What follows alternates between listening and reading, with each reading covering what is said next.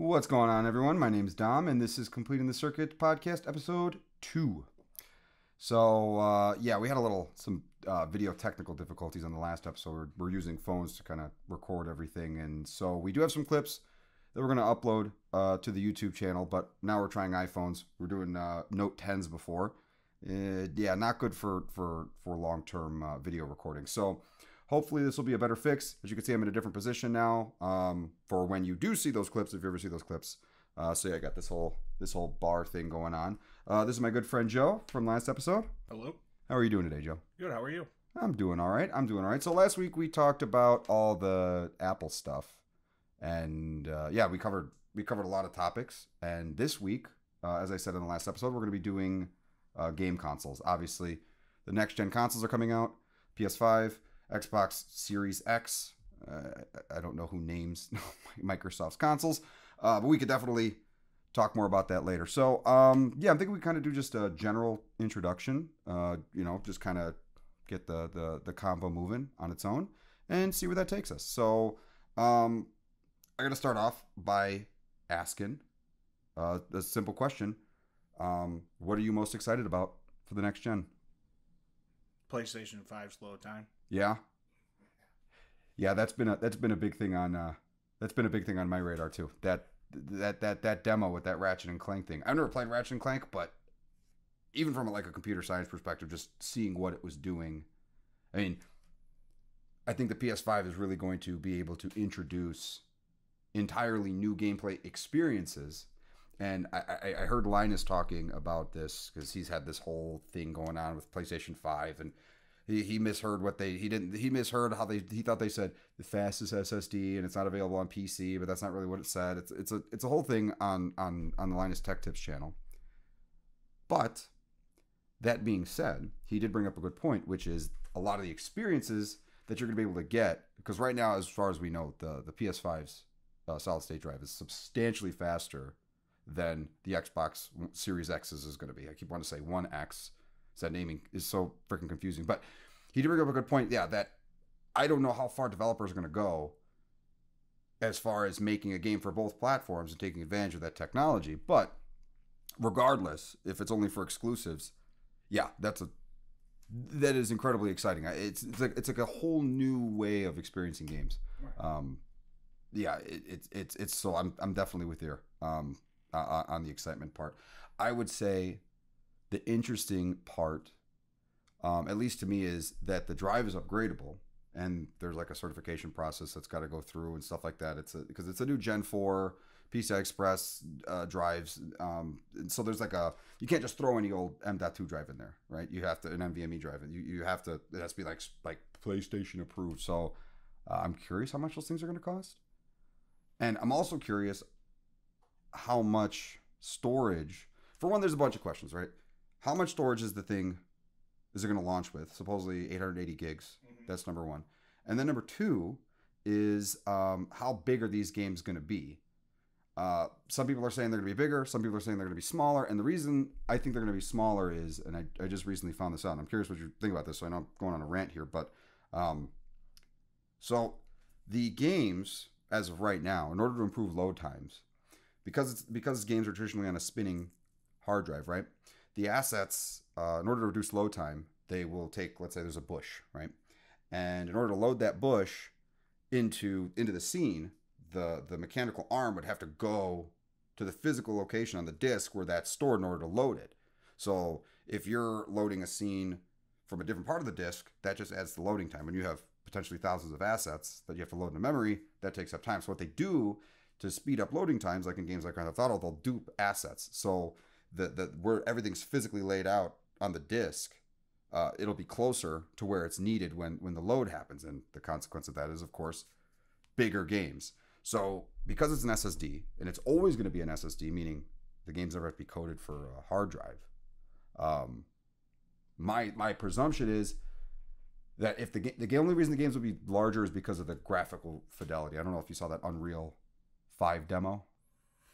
No, I didn't have a chance. Yeah, you should definitely check that out. It's especially try to watch it in 4K, because I watched it on my phone and it wasn't as visually impressive until I saw it in 4K. But yeah, no, I'm curious. Because because I know you're big into sports games. I know that's like your whole thing. So I've played some Madden, and obviously we play 2K, and you beat my ass, and I will one day win. But to get you talking, from the perspective of the sports games, what is it that you're hoping to see, like gameplay experience wise, from these new consoles? And you could span into Xbox as well. It's supposedly going to be fast, but on the PS5 side, I'm really curious what you hope to see change and grow. There's quite a few things, but one of the things I would say is no more arms going through players. So or yeah, some glitches all the time with you've seen with 2K, yeah, where someone's arms going through a player and they catch the ball or something like that. Yeah, that needs to stop. Yeah, especially with these new gen consoles, there's no more excuse for it. And I would hope that they would add in more realistic things into football, basketball. And what I mean by that is, if I hit, let's say for some reason I'm going to hit a field goal post with my player, he should fall, not go through it. Yeah. Or if catching the ball, and I know it takes a lot of coding, but give me the more realistic. So if I'm in the sidelines and I run at a player on the sidelines, have the player fall. I don't want to go through them all. Yeah.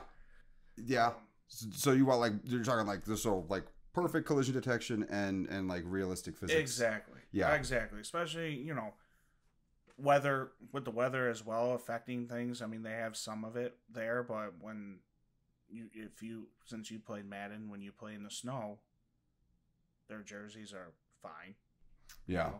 There's not really much of weather effects there. The only thing that might be mostly is a player slow down, and that's it. Mm-hmm. But that's a whole Madden thing, and Madden's their games are repetitive. Yeah, I've noticed that. And so, but that's another topic for another day. But that's what I'm looking for these new gens, is more realistic things, more. I'm trying to think here. Just the ability to control more. Yeah. Than what we have now. Yeah. And you know what? I can see. So supposedly with the PS5 SSD, it's able to load assets into memory so fast. So in a normal game, there will be basically other components, other elements so if you're in a room, right, they're loaded into memory, and so when you turn, those things can be rendered quickly. Mm-hmm. So some of the stuff I was hearing with the SSD is that because it can load into memory so fast, memory doesn't have to be wasted on things that aren't in the scene, like what the camera is actually seeing. So my hope is, and per what you were saying, that I think they would be able to achieve like really realistic physics and collision and stuff like that, because that's, especially, you're a big sports guy, right? So and I mean like big sports fan, not like you're a big guy, but like you enjoy sports at a big level, right? Doesn't matter. So I would imagine that is like just a huge immersion break for you, because you could see a sweaty LeBron James all day long, but if his arm is going through one of the refs, and not because he punched him, but because literally his hand came down and the ref's in the way, and then LeBron's making a weird goofy face. Yeah. These glitches, I mean, that's another thing. And you got these glitches with jerseys. And the other day we were playing 2K, and I noticed that the jerseys, the guys' pants, shorts, were just staying all the way up. They got stuck. Oh my God. So like you got things like wedgie. that. Yeah, pretty much. So no, I just hope things get more realistic. I want game developers to be more innovative with this. I mean, you have the technology, you have these new game consoles can handle it now. Mm-hmm. There's no more excuse of, well, that's too much. No, it's not. Yeah. No, it's not. If it's too much, then stop charging us so much to buy these things. Yeah. Well, or don't raise, like the thing is saying is, don't raise the game prices to $80 then. Yeah. So that was the thing I was going to bring up, talking about pricing. So 2K with NBA 2K 2021. I'm sorry, 70. I apologize. Yeah, 70. So I remember during the PlayStation 2 Xbox, the original Xbox era, games were 50. And that always felt like a fair price to me, even when you factored inflation. I don't know, some $50 games, half $100, you can get 2 games for $100. I don't know. That always felt right. And then they moved it to 60, and we've been at 60 now since what is the 7th generation PlayStation 3, Xbox 360. Mm-hmm. And then those prices moved over, and everyone was wondering. I remember I was wondering, at least, if the prices were going to go up for the 8th gen, the PS4 and the Xbox One. And they stayed 60. And that's felt, I guess that's felt fair. But yeah, now in 2K, at least from what I've read, has like kind of spearheaded this whole idea of $70 per game. And that was fun. It's funny it's 2K because when 2K first came out, it used to be $20 for a new game. Really? For 2K. Because their biggest thing was, well, NBA 2K obviously was big, but NFL 2K. Mm-hmm. All their new games that came out were $20. Really? When was this? This was back in last one was NBA or NFL 2K5, so like 2005. Oh wow. You know, so with the Sega Dreamcast, those systems, 2K came around, started releasing these games. You were able to buy these games for $20, brand new, not used, brand new. So now it's funny that 2K is now, we should charge $70. Yeah, because the experience is apparently so amazing. But if the experience isn't so amazing, then do we get a refund? You know that's a good point. Yeah, because I mean, look at how much money, and I'll get more into this later. But GTA 5 has been incredibly successful. I could be completely misquoting, but I believe that the money that they spent to develop the game, including the marketing, basically they got all that money back in the opening weekend of GTA 5.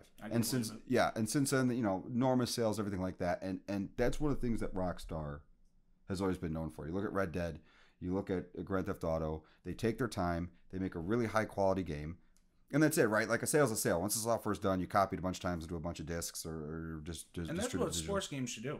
Yeah. Honestly, if you're going to release, so you release like this year, NBA 2K20, then it's 2K21, and Madden, NFL 2, Madden, NFL 2016, whatever. Yeah.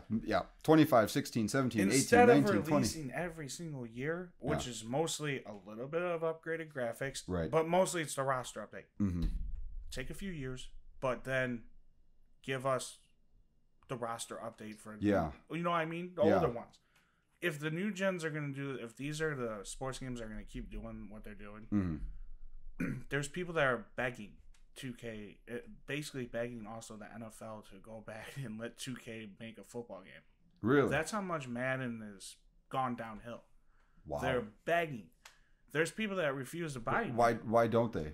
NFL licensing. That was what I. So the NFL, I got excited. A lot of people got excited when the NFL, they were saying that they might be pulling their license from EA. Mm-hmm. And then 2K would be able to take over again, possibly. Yeah. That didn't happen. They signed back with EA. So what they're now allowing 2K to do is they're going to let 2K make football games, but they're not going to be NFL. Did they used to be like NCAA or whatever it's called? The college football? NCAA was EA. Oh, that is EA. Yes. I could have swore 2K made a college one. I don't believe. They made after 2K5, because they didn't release after they lost that licensing, they made an All-American football game, which had old Hall of Famers like John Elway, Joe Montana, and stuff like that, which was okay, but it wasn't the same. 2K5 to me was the most realistic football game, even to this day. Okay. To this day. So, okay, well, what are your thoughts on Blitz? Because that was always the most realistic one to me. They need to bring Blitz back. If I wanted to stomp on someone, I could. Like, yeah, you know what? It is third down, and we're walking up to the sideline. But if I feel like dropping on you, and so you want to be like a Dominic Sue, okay? Yeah, it was great, and the noises were so nice, like. Yeah. I don't know why they did those Blitz 1 and 2 for the newer gen, but they didn't do very well because it just wasn't the same. Yeah. I don't know why they stopped making them, honestly. Probably a licensing freaking thing, right? But it wasn't 2K. Oh yeah, I don't remember. I don't remember. Midway. It was That's Midway. what it was. Midway. Midway. Now, if I'm not mistaken, Midway went out of business, right?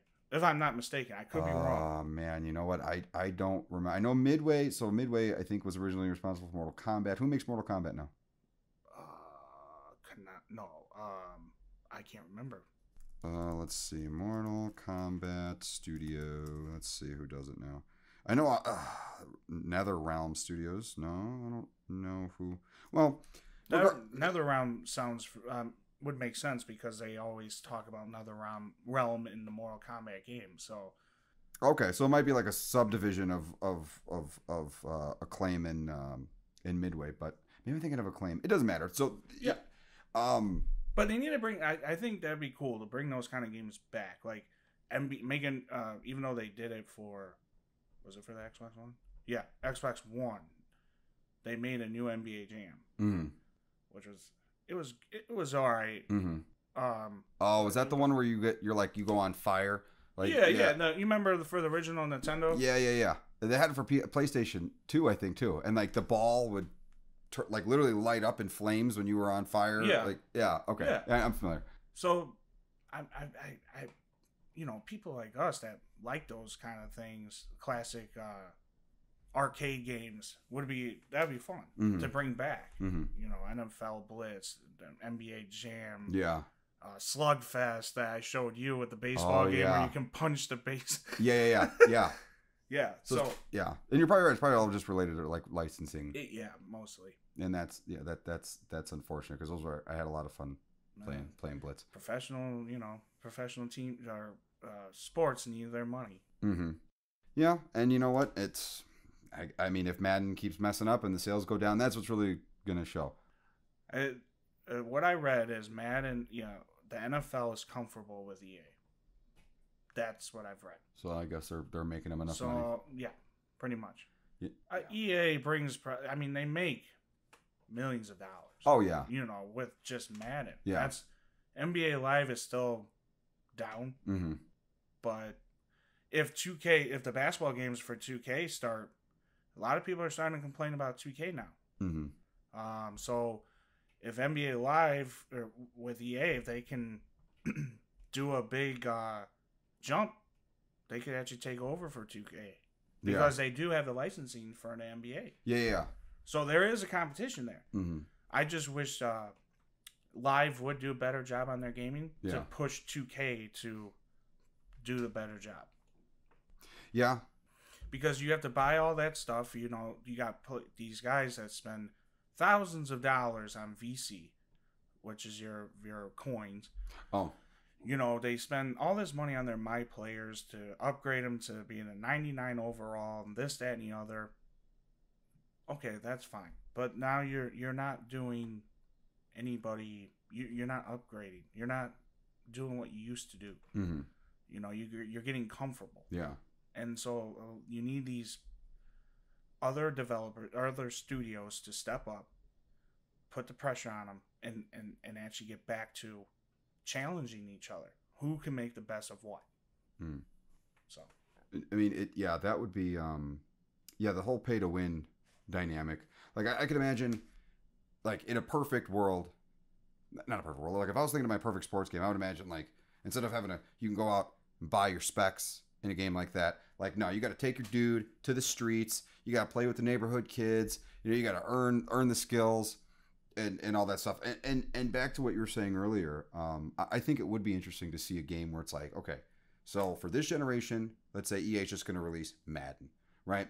So from day one, it's just Madden. And then every year for like $40, you can update the rosters and then an additional whatever. Don't even charge us. Don't even charge? Don't even charge because sending an updated roster does not take much. Okay. I mean, you got guys that you can download a community roster, right? Mm-hmm. Some guy or woman, whatever, updated the roster on their own by creating players, but just making the name of, Joe Schmo. Mm-hmm. And they took their time to try to do it that way. Is it a lot? Like, is there a lot of changes in rosters? There's like 500 players. Oh, wow. So, and that's a lot. And I'm not saying that not every single player is updated, mm-hmm. but the big name drafts, are in there. What about new players though that get drafted? That's what I'm saying. Big name drafts. Oh, I gotcha. Yeah. So they don't go in. They No. just do the trades and stuff. They do the trades, but they also, what I'm saying is, by big name drafts, there's people out there that actually put the players that got drafted that year. Oh wow. And they actually created a player with their name and kind of guessed on their stats of what they would be in Madden. Okay. And plus the fact Madden already does updated rosters throughout the NFL season. Yeah. So give us that. If you're going to take a few years, make the best one that you can for a few years, but just keep giving us the updated roster. Okay. Your stuff looks the same anyways. It kind of does. So then from like a money making perspective, what would you like? What would be like if you had to sell this idea to them? Like what can they do? Because right now they're used to the capital every single year, right? Right. So what is it that they could release every year that would incentivize you to, spend the $60? Like it just goes on top of your existing game. Well, Madden makes money in more ways than one. You have Madden Ultimate Challenge or Ultimate Team. I'm sorry, Madden Ultimate Team. Oh, I'm not familiar. What is that? So what that is that it's basically like you collect these players, right? And you can spend money on packs. Okay. Card packs. Yeah. So you can draft, basically it's like a fantasy draft, but you can either do it the free way, but it takes forever to collect some coins and get some good packs, or you can dish out some money and get VC, basically like VC. Yeah. You get Madden coins and you can spend it on the packs and you can get your players that way.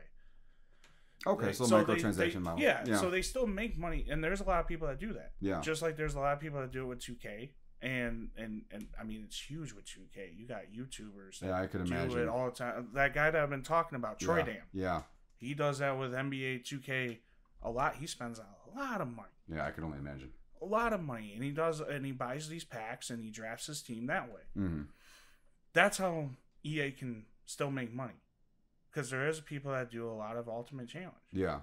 And if you show us, let's say you take a year off and you develop a Madden game, or 2 years, it blows things out of the water.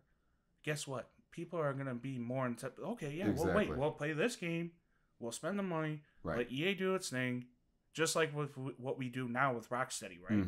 Look at what Grand Theft Auto, Rockstar, sorry. Look what Grand Theft Auto. People spend money on that. Yeah. Oh, yeah, they do. So it can be the same way. Yeah, I agree. So, I definitely hear what you're saying. The frequent releases. I know Ubisoft was doing that kind of stuff with, because it's not just EA that's doing this. It's not just 2K, right? This has been a kind of an issue with a lot of different game franchises. Assassin's Creed at one point was literally every single year. There was a Call of Duty every year. There was a Battlefield every year, and I noticed, my love for those games just dipped off because it just felt hacked together. Let's get the sales, and so that's been a big complaint of mine. So I'm hoping with this next gen that there can be a little bit of a deviation from that. I know with The Last of Us 2, it's been very controversial with all the reviews, the user score. There's a whole political thing to it. I don't entirely know. It is, in my opinion. It is. I've enjoyed. Everyone I've talked to has enjoyed it, but that's a topic for another time. Yeah. But this whole thing with pricing and cash, right? They're businesses, they got to make money. So, but that kind of leads me into the next part of this whole thing is the console prices, the PS5 and the Series X. But we'll start with the PS5 for now. The price window has been all over the place. My theory is this. This has been my theory.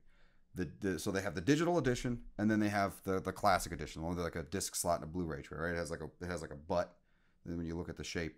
So this is my theory. The digital edition is going to be $399. The one with the disc is going to be $499. And the reason I say that is because and I want your thoughts on this in a second. So the PS4 launched at $399, and it did fine. It sold well. It definitely won this 8th generation. And so now you have this big fan base, and they've already shown their willingness to spend $399.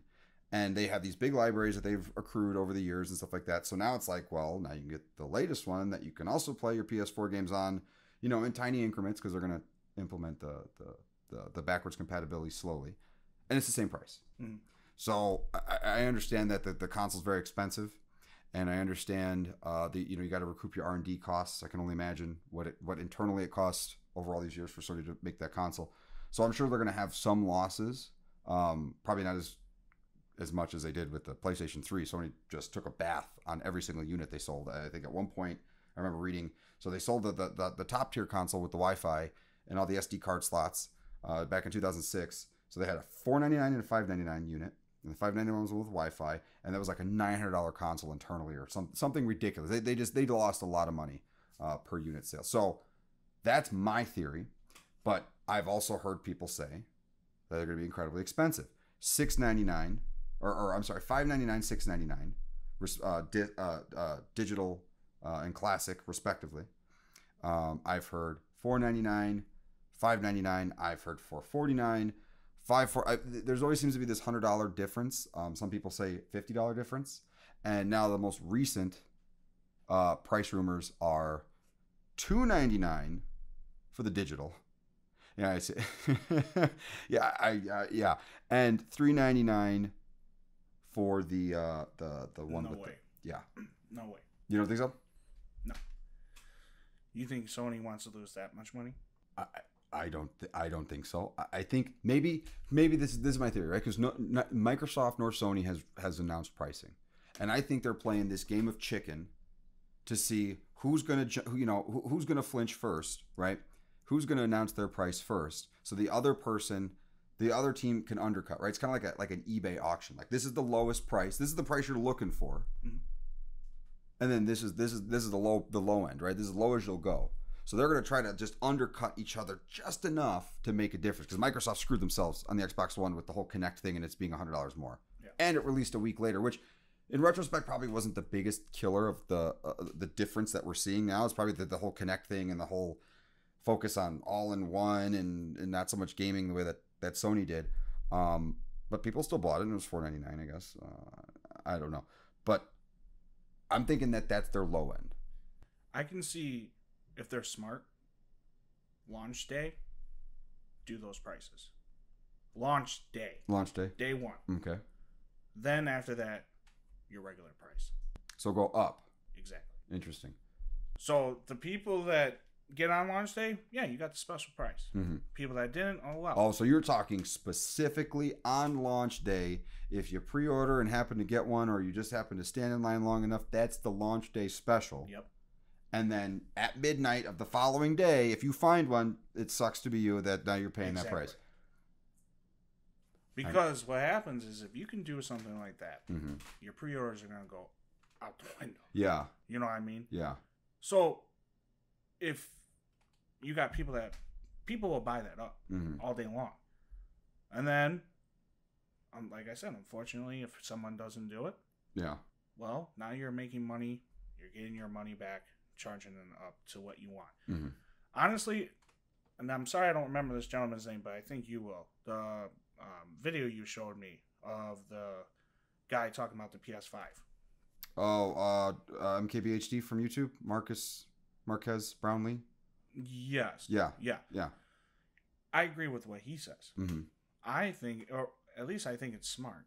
The one with the disc drive, mm-hmm. $499. Yeah. The one without it, $459. See, I've heard that pricing. I've heard that pricing a lot. I think that's the smartest way to go. Yeah. Honestly, $50 difference. Who cares? But if it was $399, would you be opposed to that? Like, Oh, why would I be opposed? I mean, I don't know. $399. See, my fear is that if let's say Sony did find a way to make it $299, because I'll mm-hmm. probably go digital. Yeah, I don't buy the games anymore, right? It doesn't. I mean, looks aside, and we'll get into the looks later. Because that asymmetrical thing, yeah, some they just slapped it. Yeah, it's. We forgot. Let's slap this on. It was like a weird afterthought, and yeah. It's not very Sony-like to do. But regardless of any of that, my fear is if they bring the price down too low, then that money came from somewhere, right? And now I know that the Blu-ray drive takes up a nice chunk of the cost of developing one of those consoles. Accessories. See, and so they have the accessories, and that's interesting you say that, because during the PS5 event, they announced a first-party charge cradle. Exactly. And this is something Nintendo I think understands. Because the Switch, when I look at the Switch, when I look at what Nintendo's doing, when I look at the experience of the Switch, I don't think Nintendo is even the slightest bit concerned with competing with Microsoft and Sony anymore as far as graphics go. The amount of money I spent on those stupid Joy-Cons and all the different colors. Mm-hmm. Okay, you could play with 8 players in Super Smash.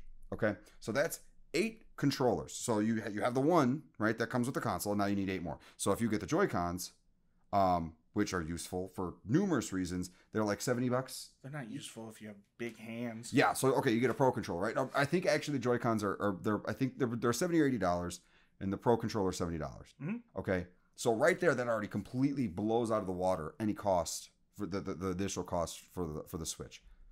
Then you have the $90 docks, and with all the stories that keep going around, it's not like super frequent, but I've heard enough that it scares me to get a third-party dock, because apparently Nintendo did a whole bunch of weird things with the way that the USB-C port works. The first-party docks are $90, and then you have the stupid amiibos, which all the Nintendo first-party games use, and then you have cases, and then you have the memory cards, and of course I want the memory card that's Nintendo branded. Sure, it's an SD card, standard SD card, but it's got the star on it, or Princess Peach. Like, of course I want that. Of course I'm going to spend $20 more for the Nintendo branded one, even though no one's ever going to see it ever, and I'm never going to take it out. Right? 256 gigs, and it's got a star on it. But you'll know. I'll know exactly. It's a pride thing. It's a thing of principle, right? So Princess Peach. I think Nintendo has figured this out, and between all the color options and all the special edition docks and all that stuff like that, I think they've gone in a completely different direction. Oh no, they're smart. Yeah. Nintendo's smart. I wouldn't be surprised to find out, back to your point, that Sony is going to add accessories. And I like Sony's first-party accessories. I loved their PS3 accessories. Their PS4 accessories, they really don't have a lot. I know they recently released that those triggers for it's an add-on. They've been sold out for a long time. The kind of the Xbox has that Elite controller, right? It has those paddles underneath the handles. It's like $160. Yeah, $170 controller. Yeah. I mean, it's cool, and I like the idea of it being rugged and tough. And I could see how I've heard some of these competitive gamers can burn through a controller every 3 months, like 90 days. That's how much they're using the thing, which that's crazy to me. I still have my original controllers from my day one console 7 years ago, and they still work.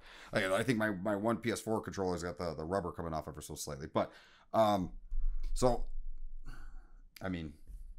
Yeah, back to it. I guess if they sell those systems that low, then their accessories are going to be outrageous. Yeah, I would assume, or their margins are great for them, because I can't imagine that little charge cradle is going to cost them what it probably costs a couple dollars worth of manufacturing, inflation, in shipping. Well, inflation. It has nothing to do with the manufacturing costs. Okay, the R&D cost is going to be nothing, right? It's just It's just a USB pass through. And then you plug the controller in. It's power pass through, right? It's really easy. It's going to work. This is simple technology, but then they're probably going to charge $50 for it. Mm-hmm. And since it's first party and it looks cool, and it's like, now it's like you just drop your phone in a dock. Yeah, I'd probably get one. Just like these controllers don't cost that much to make. No, they don't. I mean, and they're $60. I don't know if they're going to go up as well. I wouldn't be surprised. I wouldn't either. Especially, like I said, if they sell it that cheap, everything else is going to be expensive. Yeah, I could see that. But would I be opposed? No. No. I mean, how often, you know me, how often do I go out and buy accessories? Yeah. You know, I go and buy I'll get enough controllers just for everybody. Yeah. But that's basically it. Yeah. A lot of other people, they spend a lot of money on accessories, but me, no. So it wouldn't really affect me much. But other people, then I would have to think. The accessories. I know. I'm big at the accessories. And then you also got those gamers. Yeah. Like gamers. Mm-hmm. And that's who I would feel bad for, because it's like, here they are. They always support either PlayStation, Xbox, or both. And they're like, oh, we got a console for $399. Oh, the controller's $100 now. Yeah. So it's like, well, I go through them every 3 months. Yeah. Oh well, yeah. I mean, when you're playing at the elite level, I would imagine that you get the prize money and stuff. I don't know if you saw those Fortnite guys. They just bought a mansion. And they're like in their early 20s. Yeah, they have like multi-million-dollar mansion, and then they all have their own McLarens that are sitting out in the front of this house. So I would imagine if you're in the esports league, there's probably some cash to be made there. So controllers are just like whatever. But well, I do hear your point. But I'm talking about I'm not talking about the professional gamers. I'm just talking about gamers. Like, yeah. Just, oh, I see. You know, the hardcore, but they're not necessarily doing it at some kind of professional. I see. And those guys can still burn through controllers as yeah. well. So I don't know. It's a toss up, but like I said, it benefits me. Yeah. But then I'm thinking about other people because they'll spend $399 and then they're gonna spend another probably like $600 worth of controllers. Yeah. Worth of controllers and whatever else they come up with. Mm-hmm. Yeah, fair enough. Speaking of the controllers, though, is it because I know I think you just earlier we were looking at some images of the controller. So they changed the design. Because how long have you had your PS4 for? I think I got that when that came out. Oh, 2015? 2016? Yeah. Okay, so you got PS4 Pro too. So yeah, they got the two-tone, but you were an Xbox guy for a while. Yes. Okay. So yeah, the DualShock 3 was its own thing, the same as DualShock 2, blah blah blah, right? I don't need to get into the whole history. So this controller has also been controversial on top of the actual PS5 design, which has also been controversial. So kind of wrapping that all into the segment, as a relatively new person as a former more Xbox guy, relatively new to the PlayStation scene, what are your feelings on the look of that controller? I like it. You like it? Yeah. It's not, to me, it's not a controller that's like, oh no, it's what the PlayStation 5 looks. Yeah. And honestly, to be truthfully honest, I know a lot of people are like, well, it looks like a taco, and it looks like this, it looks like that. Yeah, router, modem. I don't mind it. It's different. Yeah. It's different. Yeah. And I know a lot of people are like, where am I going to fit this? Well, here's good news for everyone. You can actually play it on its side. Yeah. Like an Xbox. Yeah, but you can put it flat. Yeah. I know it's still wide. Yeah. I know it's still wide. It's a big boy. But you don't have to worry about standing it up. Yeah. And a lot of these shelves can take it. Yeah. And I can't imagine it would be super. Yeah, I can't imagine it would be impossible for someone to lay it horizontally. Mm-hmm. I would imagine the appeal is to have it go vertical because of the kind of wing. Oh yeah. Wing look that it has. Well, I'm also excited that it's not just white. Yeah. They're gonna have a black one. Yeah, and you know what? I would have been very surprised if they didn't launch it with two colors. Yeah. You know, which color do you think you're gonna go black? Yeah. I know that for a fact. First of all, why would anyone want white? It doesn't last that long, and consoles come out basically every 7 to 10 years. I have to say though. So I have the One S, the Xbox One S. That console stayed. I've had it for what, like 4 years now. Yeah, but it stayed nice and crisp and white. If I'm not mistaken, doesn't PlayStation's use different than what Xbox uses? The different plastics, I don't know. That's what I'm. I don't know what these are going to use. Right. So I mean, definitely the dark consoles hold their color better. They hold their color better. I don't know. The only reason I can see the white being appealing for my entertainment center would be it makes it stick out more. It sticks out more and it's different. You know, it's different without being weird per se. I mean, the design is a little out there. It's futuristic. Yeah, that's how I describe it. Yeah, it's futuristic. Yeah, it's kind of like a postmodern type of elegant. I'll tell you what, I like its design better than Xbox. Yeah, well, Xbox went minimal. That's for sure. I basically have the Xbox Series X at home. What are you talking about? Some other device that's not my actually X-Fi router. Yeah, that's what the Xbox. It does kind of look like that. It does kind of look like that. So the Series X is interesting, right? The 360, see the original Xbox, and that was whatever, right? That happened however it happened. So the 360 was really popular, and obviously we all have heard of the Red Ring of Death, and their first consoles were rushed, and they couldn't get the thing to properly cool. And the Xbox One, it came out, and they overdid it on the cooling. And I mean, I have an original Xbox One, and all the times that it would be left on, because I use it basically for everything, right? Because you could watch TV, you could do all that other stuff. Never once I hear that thing's fans. Unlike the PlayStation, which is it's literally like you could use it as a hairdryer. You know, it's probably sounds like an airplane's about to take off. It does. I mean, when you look at the back of it, it looks like a fighter jet, a stealth fighter jet, and then it has the exhaust fans, you know, to help it take off. Mm-hmm. But I can see. I think what Microsoft's whole goal is they want to focus on the games, they want to focus on the performance. In terms of raw numbers, outside when you don't factor in the SSD on Sony's side, which is a different approach to how they're handling this generation. Microsoft wanted to go for, you know, big bolstering numbers as far as processor and all those performance numbers, right? So I think their whole idea was cooling, right? They don't want a repeat of that. They just want, so I think that design is just completely and entirely focused on getting cold air in, shooting the hot air out of the top of the thing. That's my thought. That being said, it's also substantially smaller than the PS5. Mm-hmm. So I don't know. I'm assuming that console is not going to be any more than $399 though. I think it's going to be the same price. Do you think it's going to be the same? You think it's going to be $499? So then, okay. Have you heard of this the Series S? Yep. Console, the little white mini one, their digital edition, basically. So I've heard, what is it, $299 or even cheaper. So it's not going to be as powerful, right? The PS5, the digital, and the classic, as I'm just going to call it for now, because I don't like saying disc. That's one thing I like about PlayStation, man. They're coming out with two things, and the power is not going to affect. It's the same, exactly. Right. Whereas but then you got Xbox, it's going to affect. It's like, why? Yeah, yeah. I mean, it must be some kind of different strategy to kind of get deeper market penetration. I guess it's kind of like the Android model, right? Like Android is incredibly popular because, sure, I mean, you can like the OS, but they also have much cheaper offerings. It's like it's basically saying, oh, you have bad internet connection where you live. Well, too bad. Here's the S. Yeah, and you're not going to get as much power as everyone else. Right. Well, that's not fair either. Yeah, that's why I like the PlayStation's doing. It's like, okay, if you don't have good internet connection, that's fine. You're going to still get everything the same. The only difference is we're going to have you a CD drive. You got to spend a little more to get the disc drive. Yeah, that's it. Yeah. Fine. Yeah. Perfect. And I like that strategy too. I mean, I totally understand that there are people in areas that just, you know, you're downloading 100 gigs, it takes 4 days. Yeah.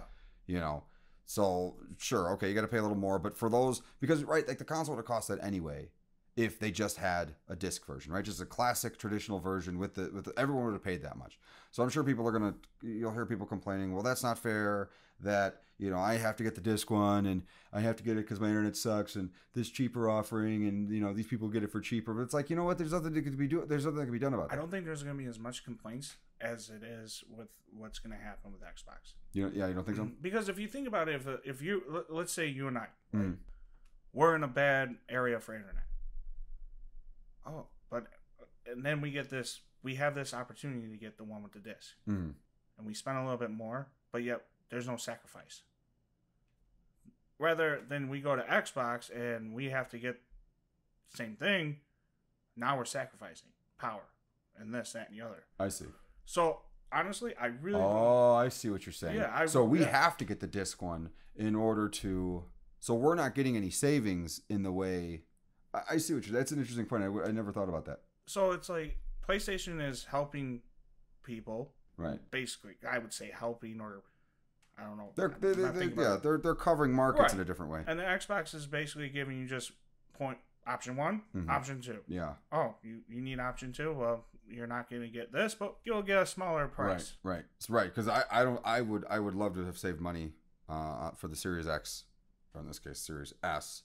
Give me the same performance, and I don't care about the Blu-ray drive. Mm-hmm. Yeah, I just don't care about it. So okay, well that is an interesting thought. So I mean, and that's like that. Remember what was that? What was that guy's name that used to work for Microsoft who made that comment on live TV, basically saying, are you talking about Don Matrick? Yeah, the 360. Yeah, if you don't have internet, you're basically just feeding into what he's saying. Yeah, it's kind of. I mean, we'll see. I don't think anything's been confirmed with that console in the specs yet, but that's what's currently going through. Maybe it's floating around somewhere that it's confirmed. As far as I know, that it's not. I wouldn't be surprised if that's the case. But we'll see what happens. But yeah, I don't think that's. I think Sony's move is smarter from a perspective of this is developers, customers. This is the experience, right? Yeah. And how you get the games into the thing is totally up to you. Especially if this is going to be, again, this is not official, but what I've heard, if this is going to be Microsoft's last console. Yeah.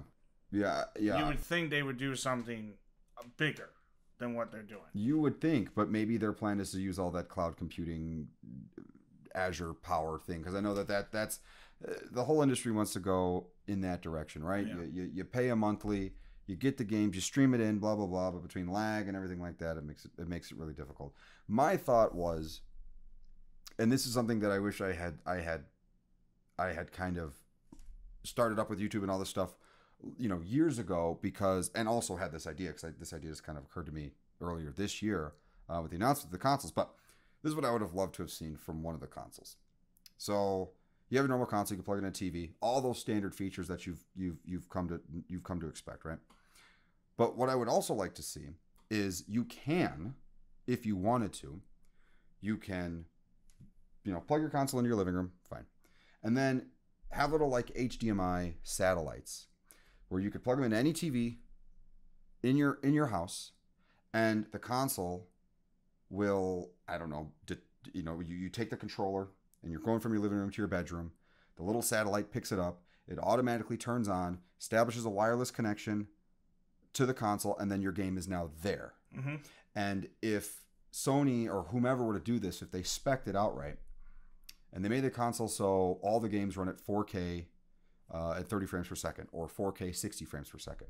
The nice part is you can evenly divide that into 4, and so now you could technically have 4 screens in your house that are doing 1080 30 or 1080 60. And that would just be a cool experience, right? Like you get that network feel, or you could have 2 kids playing 2 different games, whatever, with one console. And if you really want to boost the performance, you could just hook it right up to your router, right? Just plug it right in there and then beam that stuff. I think that right there would have kind of been a nice segue into getting used to the whole idea of streaming. Plus, it's a lot of data.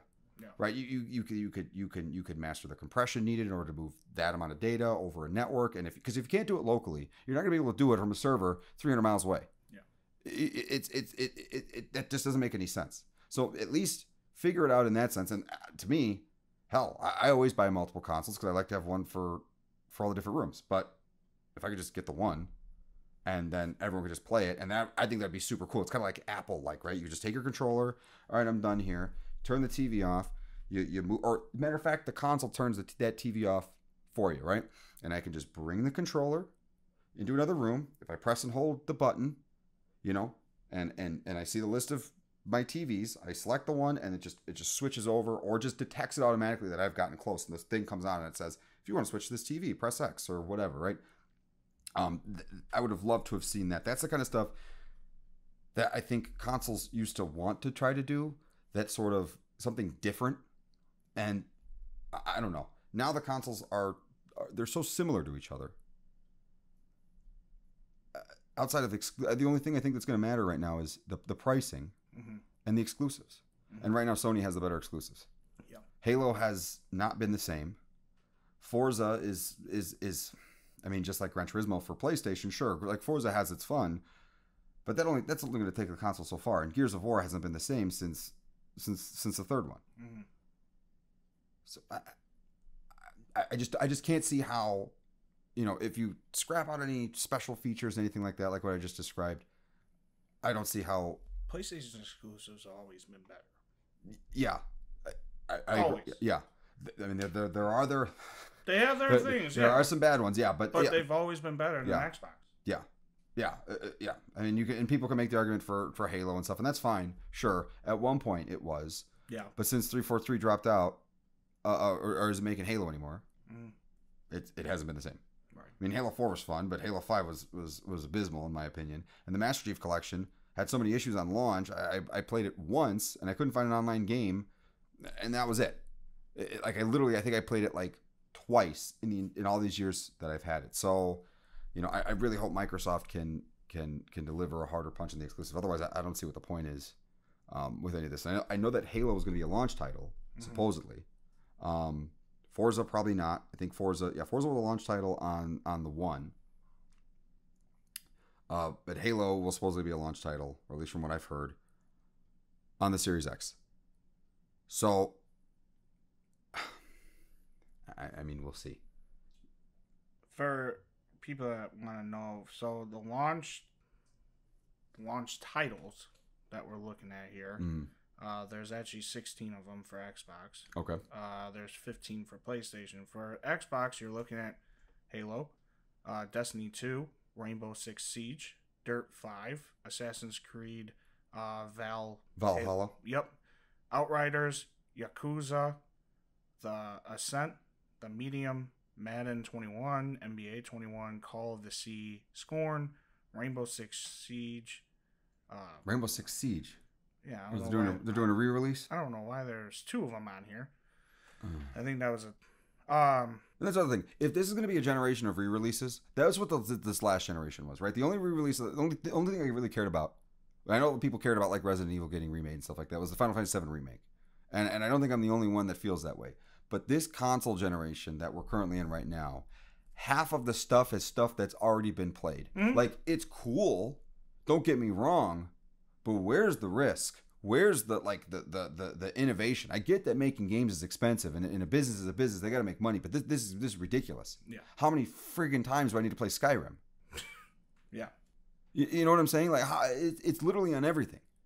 And then to finish this up, the Vampire. Oh, sorry. Vampire the Masquerade. Masquerade? Masquerade Bloodlines 2. So those are that for Xbox. Now, if you go to PlayStation, here's number 1, Marvel Spider-Man.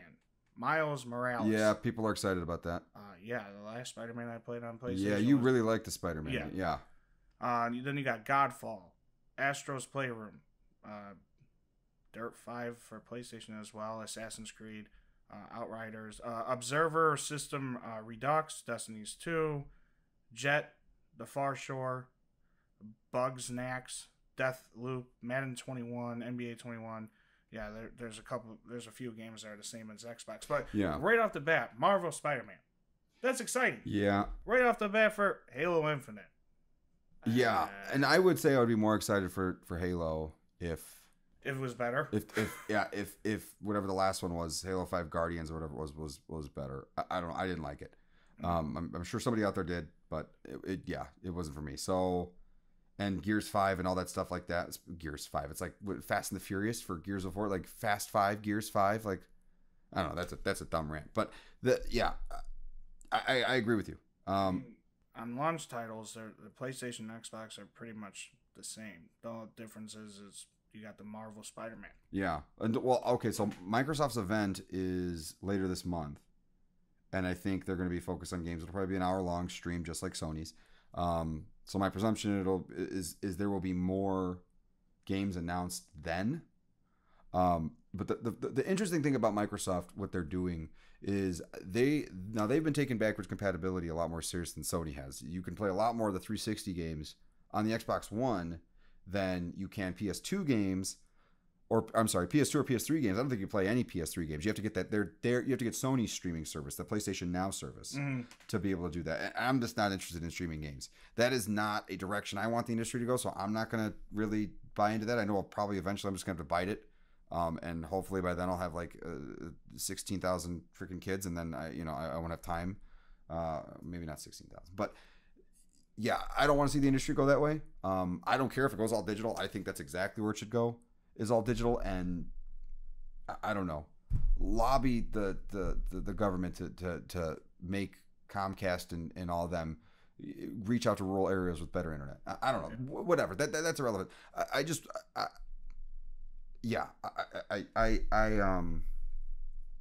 don't want to see things go in that direction. And I know that Microsoft has been focused on the backwards compatibility stuff.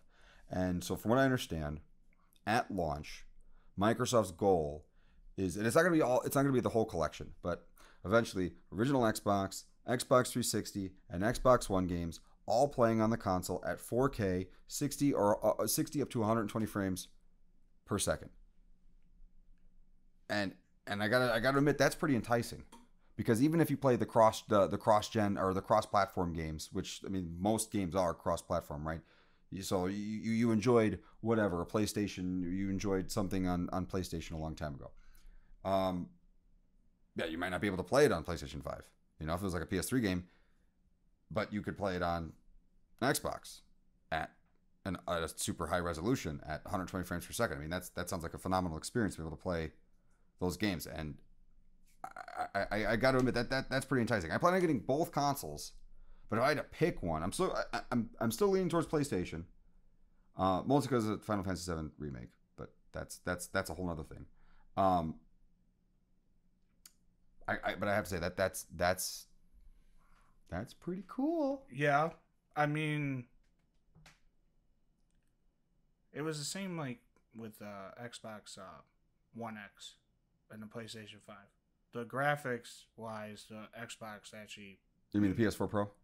I'm sorry, what? You said Xbox One X? Oh, I'm sorry, PS4 sorry. Pro. Yeah, okay. PS4 okay, Pro. I know what you mean. The Xbox actually did a better job with their graphics. Yeah, it did. Than PlayStation. Yeah, and a noise too, because you know the PS4 Pro also just has this. Just sounds like it's gonna blast off. It might. It could. It might. It could. Yeah, definitely. I say as far as this mid console this mid console midlife console refresh, the spec bump. If I may interrupt, because this is tying in with your backwards compatibility with PlayStation, it is saying right now, this is from Eurogamer.net, they're saying that by launch, 100 games played by PS4 users will be backwards compatible. Right, by but launch. That's PS4, but where's the PS3 and mainly the PS2? The PS3 library, I think most people can take it or leave it. It's that PS2 library, that I know I'd be super nostalgic for. Right.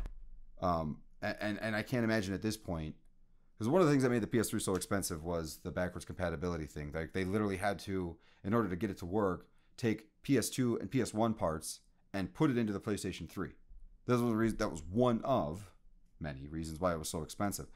And the PlayStation 4, they didn't do that. Now I believe they have the ability to just if these hacker guys can go out there and create emulators for computers, so your computer is an x86 processor, they make an emulator, runs on your x86 processor. These consoles, PlayStation 4 and Xbox One, are x86. Next gen's going to be x86. So why the hell is Sony not just, with all their knowledge of how the PS2 works, because that whole thing about, I don't know if you heard this, but they made it. So I would imagine they know how the thing works. At this point, there's no reason why they can't just throw an emulator in there, and you could take your PS2 backlog and play the games in there. I mean, that's a huge enticing thing right now. I get it. The PS3 is super complicated. It'd be super hard to do. Costs a lot of money.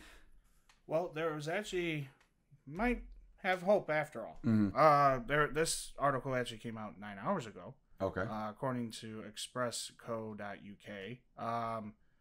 They're saying that Sony actually did a patent. Eye-catching patent was discovered. Okay. Where possibly PS1, PlayStation 2, and 3, and 4 can be played on PlayStation 5. Ooh, that'd be nasty. So there is a patent that people are excited about. Okay. But again, this is not official. Okay. But there is I guess Sony came across this patent. And then if you look at from Gfinity Esports, what they're saying though is PlayStation 5 will only feature backwards compatibility with 4. Yeah, so that I've been hearing the most. Yeah. Yes, but like I said, this came out 9 hours ago about this raises hopes that from PlayStation 1 to PlayStation 5 you'll be able to play. Now that would be incredible, and if they can somehow, and I mean I had a big old PS2 collection. I've lost it since then.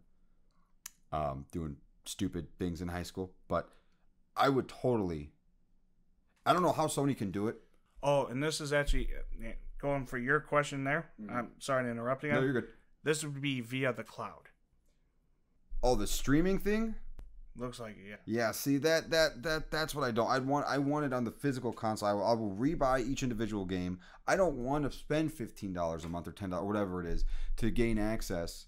Where 95% of the games I don't care about and I don't want to play. I like RPGs and fighting games and action games, but there's a lot of. I don't want to play Barbie Sunshine Adventure and all that other stuff. That's no offense to anyone that likes those games. Wasn't that your favorite game back in high school? No, that was my. I took the ringtone. I had the ringtone. Oh, okay. From back with the flip phones. Gotcha. I had the theme. Oh. Whenever you called me. Yeah. Yeah. Oh, thank you. Which was never. So I didn't like you. I still don't. See, and that's I'm how. just here for you guys. Yeah. See. Yeah. So, but. Yeah, I want the original games, or I'd love to be able to go on eBay and pick up an old copy, right? Of just some of the classics.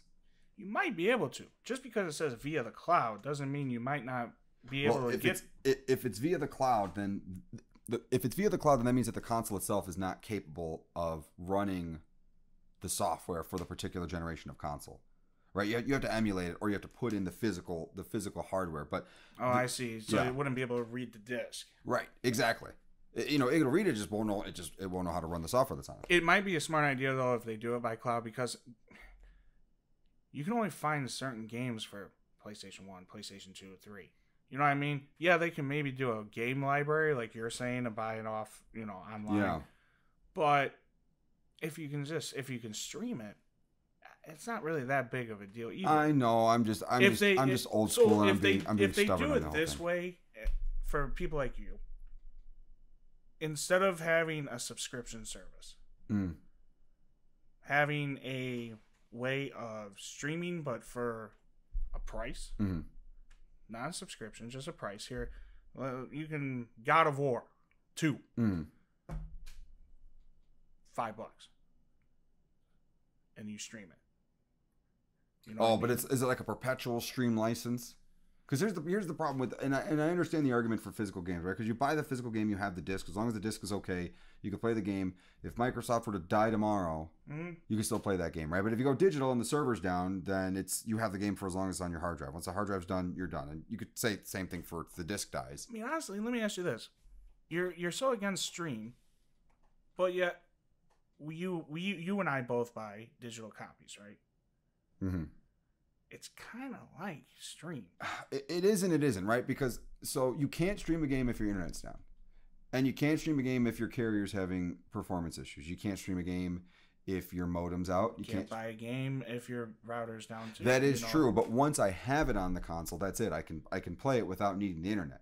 But certain features, yes. You always need. Sure, I don't play as much online as I used to. Mm-hmm. And so, but there are people that mostly just play online. There are. So then you got that aspect. There are, but at least it's still digital, and they could at least do other stuff. Like GTA 5 is fun, even inside the campaign mode. Right. It's fun online too, sure. But you know what I'm saying. So, but those games are different. They are different. They are. See, what I'm thinking about is you got these sports people who like to play online. Yeah. They don't want to play single player, And if you're going to make older PlayStation games available, play PS1, PS2, I wonder if sports guy coming out, if they're going to be able to re-release NCAA football. And if they can, that'd be great. But that was PS2, right?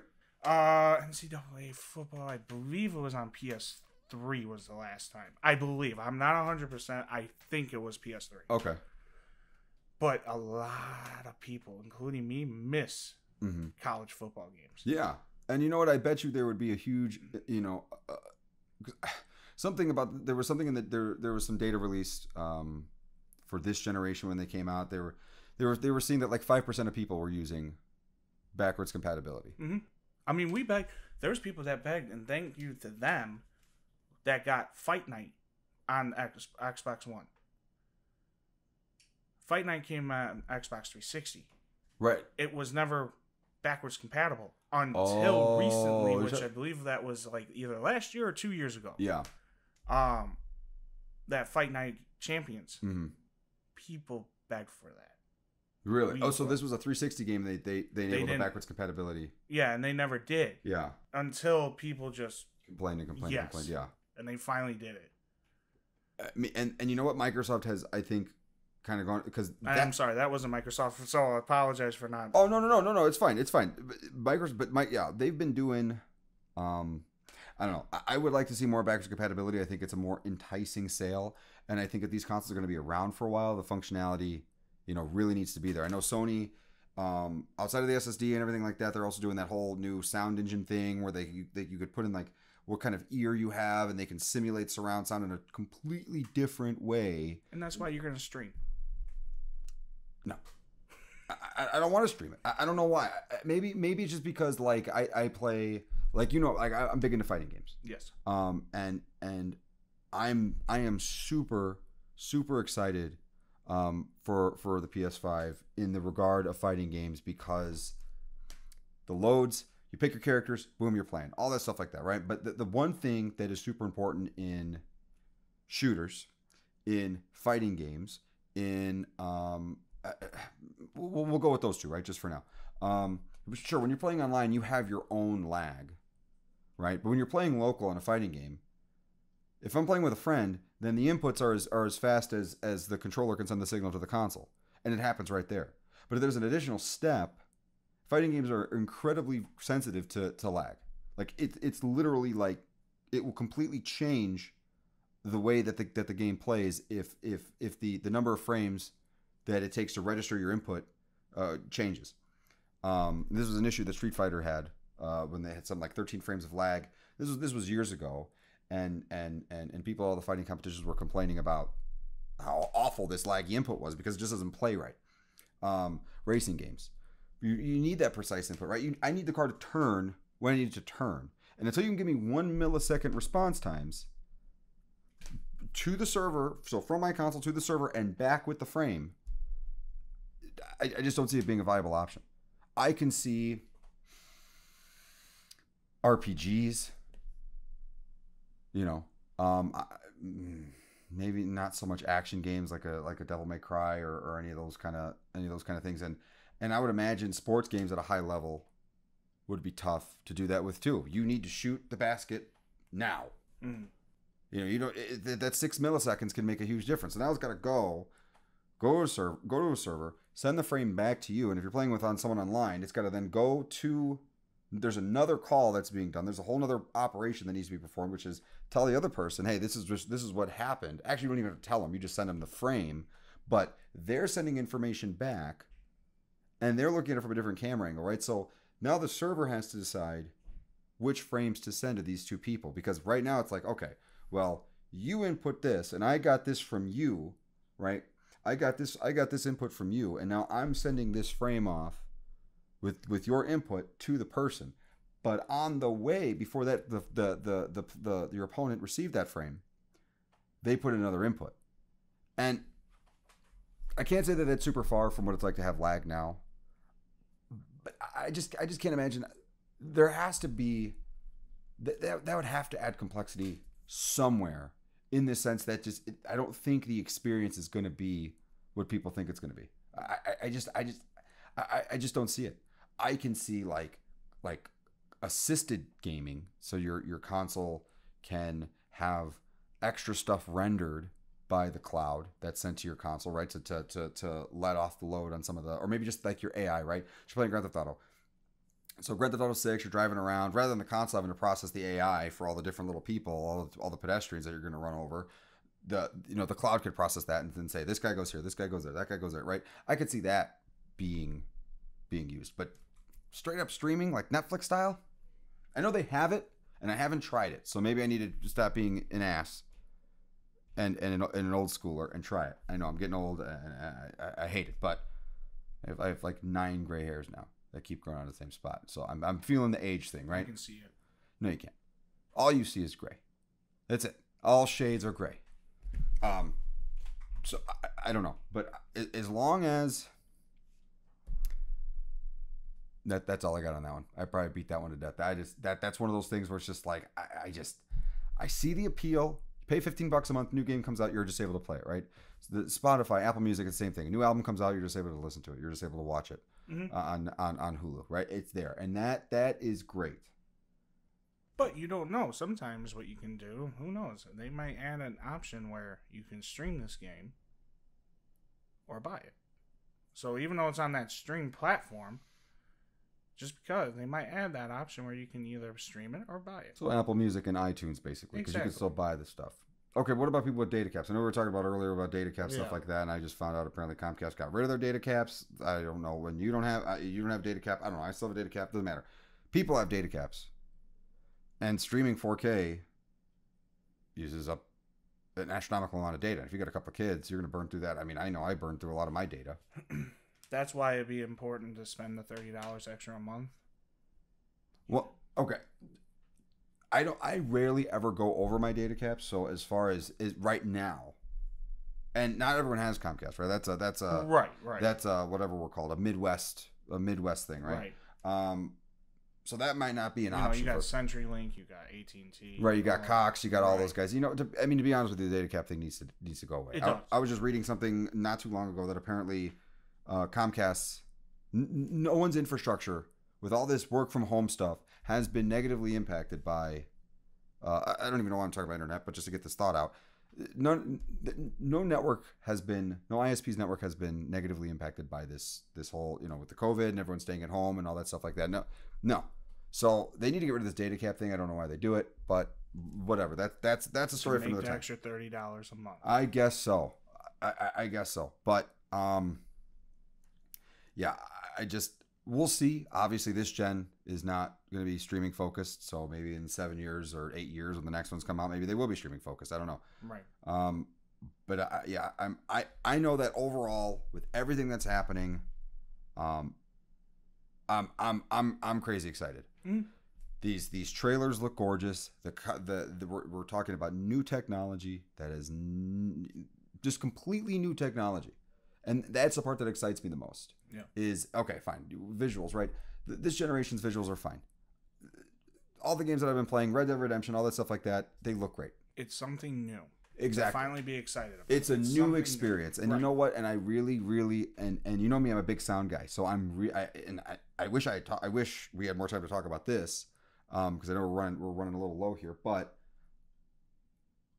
their whole sound technology that they're coming up with to really create the sensation of, if someone's talking to your rear left or rear right, like, it sounds that way no matter what your speaker configuration is, like Atmos on crack. Yeah.